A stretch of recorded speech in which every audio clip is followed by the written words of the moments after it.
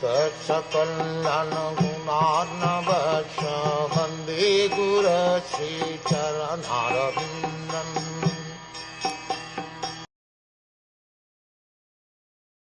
Thus, during 2 seasons, the rainy season and autumn, I had the opportunity to hear these great-souled sages constantly chant the unadulterated glories of the Lord Hari. As the flow of my devotional service began, the coverings of the modes of passion and ignorance vanished. Transcendental loving service for the Supreme Lord is the natural inclination of every living being. The instinct is dormant in everyone, but due to the association of material nature, the modes of passion and ignorance cover this from time immemorial.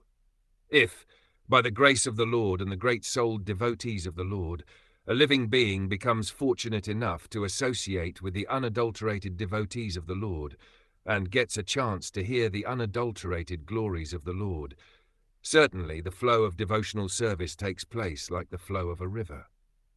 As the river flows on till she reaches the sea, similarly pure devotional service flows by the association of pure devotees till it reaches the ultimate goal, namely transcendental love of God.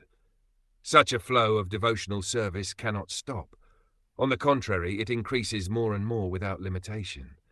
The flow of devotional service is so potent that any onlooker also becomes liberated from the influence of the modes of passion and ignorance.